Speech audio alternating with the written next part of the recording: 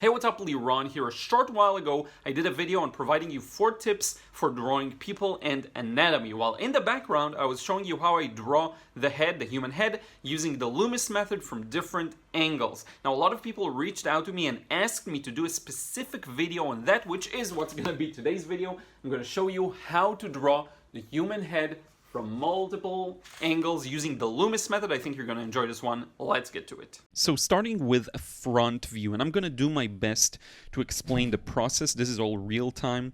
I'm not going to speed anything up. So we're starting with a circle. Mine is not perfect. That's fine. Now I'm going to divide it right down the middle. And that line, I'm going to divide into 6 equal parts. So down the middle and then thirds. Now, I did kind of mess up the proportions here. Bear with me. The next ones are going to be much, much better, I promise. Now, where there is the top 6th and bottom 6th, I connect to the sides. And then I cut off a part of that circle we started with. So imagine I'm actually cutting it off with a knife and I flatten it. Now, if that's still not clear, and it won't be, don't worry. I'm going to show you this very same process in different angles and you will better understand it. But for now, just imagine I had a ball of dough and I cut out the sides. Okay, now I'm just going to go over some of the lines to make them clearer. As you can see, I could use the warm-up. Very often when I do these exercises, the first few sketches aren't up to par, and then after I warm up a little, it gets better. Now, this point is where the eyebrows are. So I'm going to mention that, I'm going to mark that, and then this point is usually where the nose is right now. Okay, now this same distance I'm going to recreate under that, and that's going to be the chin. These are the simplified, idealized, common proportions. It's not 100%, and it definitely will not describe every person. There's a whole lot of variety out there. This is just kind of an average. Now the sides I'm going to divide right down the middle and connect to the chin, and that's basically it for the Loomis method for creating the head. Okay, now my proportions are a little off. It's not as symmetrical as I would have wanted it to be. That's fine. I'm going to make some corrections, but you'll see in the next few demos, it's going to make much more sense and you'll understand better how I do this entire process. Okay, we're going to go multiple angles here. Now the ears fall on that center line, that initial center line that we had, around that area, and they end around the bottom of the initial cut out part of the circle. Okay, I'm going to go over some of the lines, and this is pretty much it for a common kind of head in front view. What I want to do next, and you see I'm just adding a few corrections, getting rid of some lines that are unnecessary. But next what I want to do is show you a kind of 3/4 view. So I'm going through the same process of drawing a circle, and I'm finding this approximate center. Now here what I'm going to do is, again, divide it into 6 equal parts.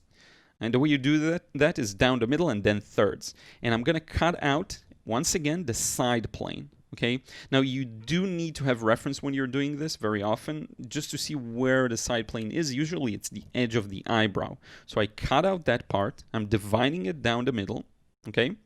Now I'm using that same distance I showed you earlier and recreate it to find the chin. So basically from the eyebrows to the nose, which is right at the bottom of the side plane that I cut out, and through the chin. Now my chin is a little too much to the left, so what I'm going to do is make that correction in just a moment. Now usually the shape of the skull there at the back, it goes flat near where it connects to the neck, which is why I flattened that area. So this is, again, the basic process. I know it may seem very complex. I will talk more about cross contours, cutting shapes to the sides. I did want to show the method because a lot of people have asked me how I go through the process. And I definitely recommend you check out Proko's, Stan Prokopenko's video on the topic. It will be linked down below. That's like the best video I could find on this topic. Now, the top line is the hairline. The middle line is the eyebrows. And the bottom is the nose. And under that, obviously, the chin. Okay, now I'm going to show you the same process only to the other side. So this is exactly the same, just turned to the other side. So we're cutting out that side plane, and imagine it flattens it because the sides of our heads are flat. And I'm not showing you a reference photo because I just don't want it to be based on an actual reference. I want to show you how to construct the shape 3-dimensionally, okay? So a circle, cut out the side plane, which flattens it. okay? Then I have to figure out where the middle is, divide the top part and bottom part into thirds, and then find the lower and upper third, connect them to the cutout side plane. Okay, so again, middle, and then bottom. I didn't really need the thirds here in this example. Recreate that same distance as I've shown you in the first demo. Now in this one, I wanted to find the center line, which is just a smart thing to do if you want to know how to place things. Center line of the side plane as well. Connect that center line to the chin, and basically you got the face of the head. Now there are a lot of complexities. The line isn't direct. The right line doesn't point directly at the chin. There are some small dents in the shape of the face. I will show you some of those later on, okay? Now I want to show you a bottom view. So if you're looking at the head from below, this is a bit of a challenging angle. I will show you in just a moment a method to better figure it out and calculate it that I often use. Again, this isn't a conclusive tutorial on how to do this. I want to show you the steps. You'll have to do more research and a lot of studies. This is the only way to get it, and this is how I got it, just by doing a lot of studies of actual faces, okay? I do want to show you how I construct the shapes three-dimensionally. So again, cutting off the sides of the head to flatten them, okay? And I think in this angle, it's a little clearer what happens when you do that. When I talk about cross contours, again, you will better understand this concept. Going over the actual lines that matter, which are the head after I cut the sides out, the ball after I cut the sides out. And you want to keep your line work as clean as you can. I do my best. Not always will I be able to do that. That's just a part of it, but that's fine. Now, this line that I already indicated, that's going to be the eyebrows, okay?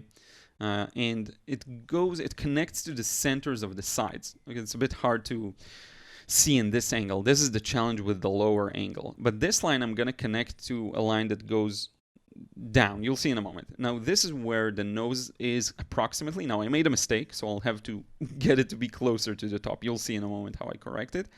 This line, this is important because that shows the angle between the side plane and the front plane. Essentially, this angle is between the eyebrow and the nose. You'll see later when I put in not the nose, sorry, the ear, eyebrow and ear. But in any case, so this distance, same, again, as I've shown you in the front view. But again, this angle is not so straightforward, okay? It's a very complex one. And you see the bottom of the neck, which is like a big part of the challenge, like that, you see.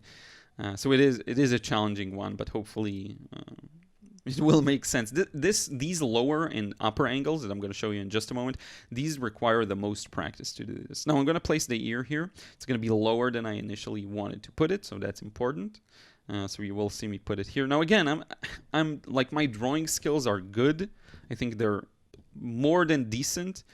But this is one of these exercises that takes me to the peak of my abilities. It really is. It's very complex. Even to me, like, it takes a long time to really get it. Now, the nose was too low, so I put it a little higher. Now, the tip of the nose goes really up in that angle, and it gets very close to the eyebrows. And that's important to remember because it's farther from the face, the tip of the nose. So when you look up, you'll notice it also goes up, almost obstructing the eyes in many cases. In this angle, not, but if you turn the head in 3/4 view or something like that, the nose will obstruct the eyes, which is really fascinating to see in some cases.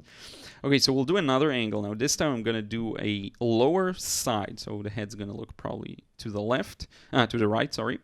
And I'm going to cut out, sorry, to the left, yeah, my bad. So this is kind of where I want the center line to be in.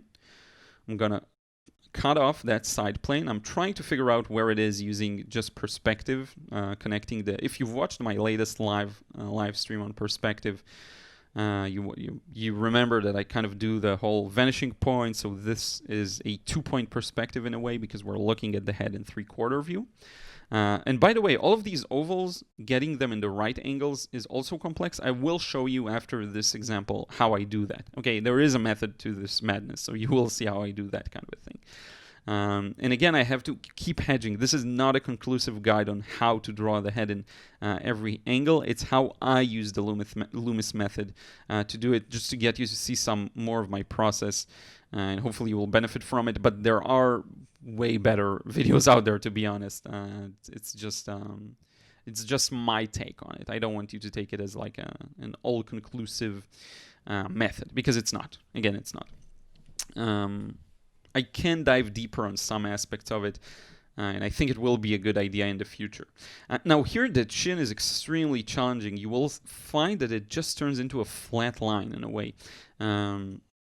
It just turns into this weird flat line, and you can see the bottom plane that is between the neck and the chin.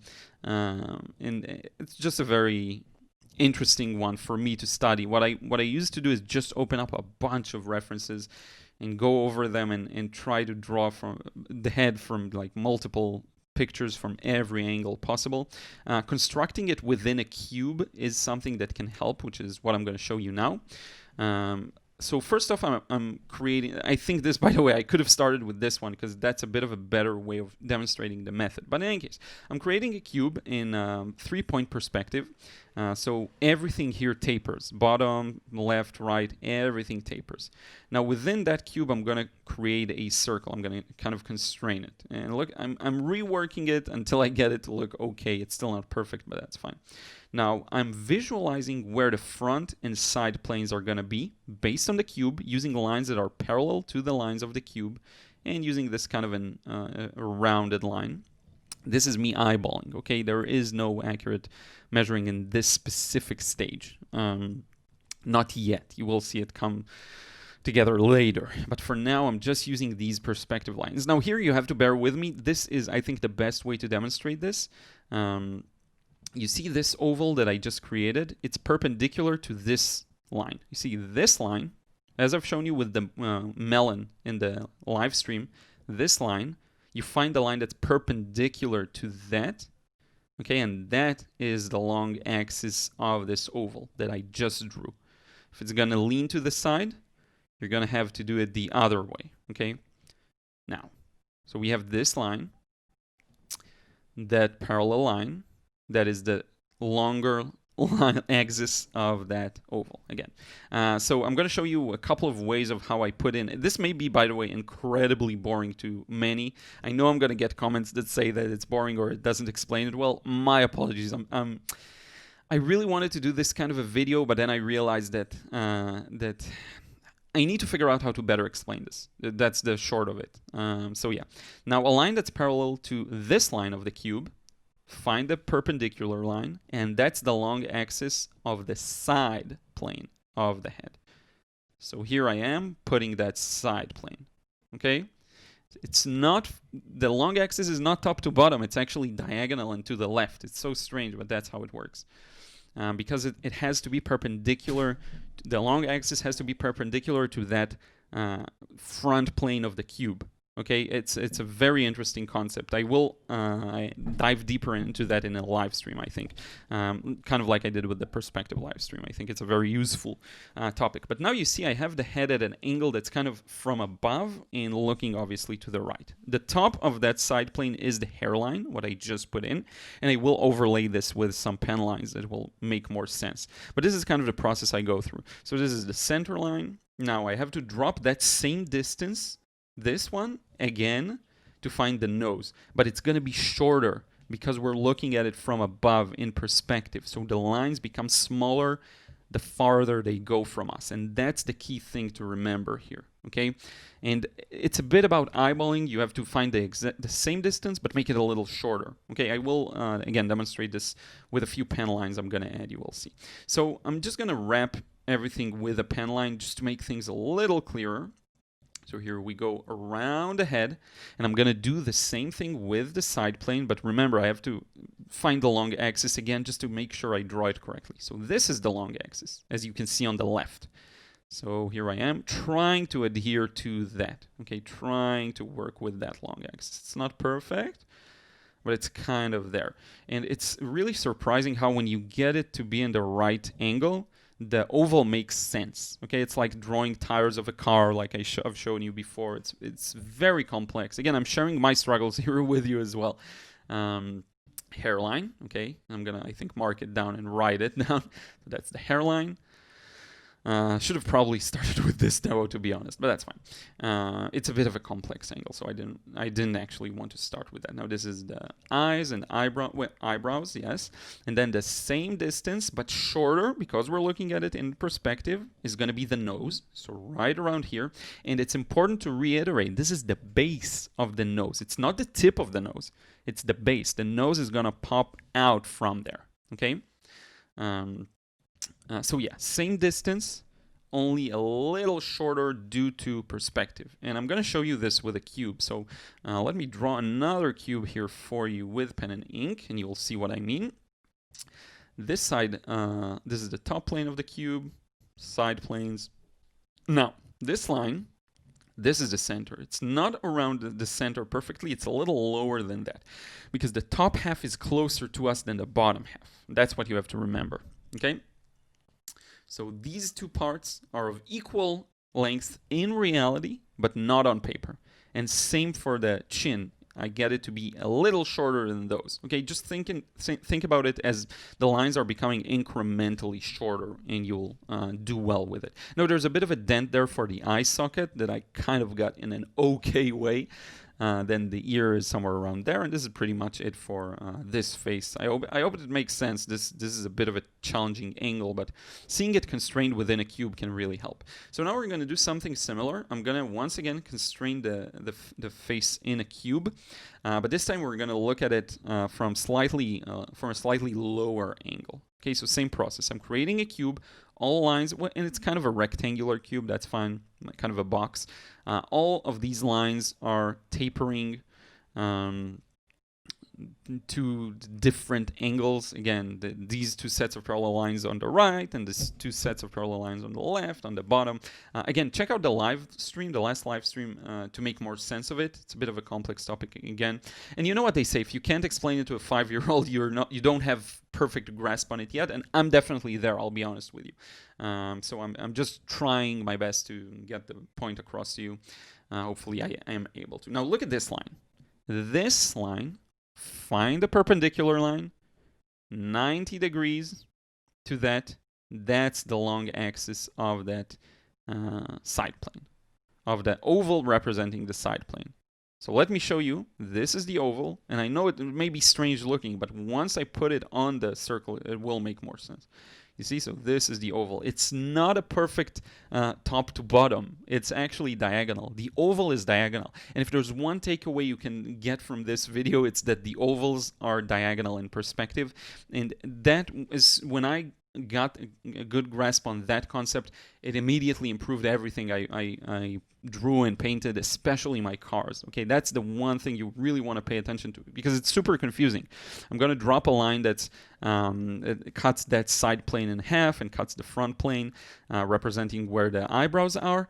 And I'm going to drop a line that's perpendicular to that, but the long axis is not that line. You see, that line I just dropped in is not the long axis. It's the middle point, okay? It's perpendicular to the other line, it's not the longer axis of the oval. And it's incredibly strange in a way, I know. I should make a video just dedicated to that concept. Actually, I will. I'm going to write it down for myself. Ovals in perspective. Again, ovals in perspective. I should probably take a step back and talk about these more basic things for my sake too. In any case, here is where the nose is, and here's where the chin is. Now here we have a reverse situation. We're looking from below, so the lines are going to get longer the closer they get to us, actually. So the nose isn't exactly in the midway point between the eyebrows and the chin. It should be a little higher than that, and hopefully I will correct that, because right now it's kind of dead in the middle, so it looks too low hanging. Actually, should be different.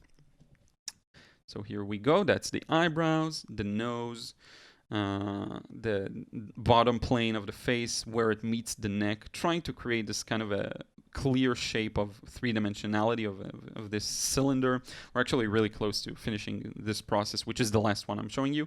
I'm going to go over everything with a pen. Hopefully it will just make things pop a little. Here's the long axis of that side plane that I kind of dotted there. I kind of exaggerated here with the pen, made it a little too flat, like a hockey puck, but that's fine. The what do you call it? Like dividing it into quarters. The eyebrow, top of the head connects to that side plane in as round of a manner as you can. This is where this line goes to the chin.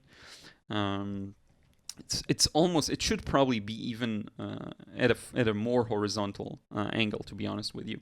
Got it almost right? Yeah, okay, so I made a bit of a correction there, and the nose should be definitely higher than I indicated it. Probably won't get a chance to fix that, but that's fine. And you want to make all your shapes clear, like this connection to the neck. This is something I'll talk about in a future video. But in any case, I hope this process makes sense. I know it's complex. I hope you still learned something from it. And let's wrap it up. So thank you so much for watching. I hope you enjoyed this one. As you've seen me struggle, I also struggle with the awkward angles when you get to these weird angles. It's really hard to get the head to look right. It takes time to practice. Use reference photos of heads in different angles and apply this to them based on what you see. Figure out what this change of plane here from the side to front, where it is on this horizontal line. Is it closer to here? Is it closer to there? Figure out all these things out. Check out Proko's videos. I will put links in the description box below. They're really great for this method. I hope everything was clear, and I will see you again in the next video.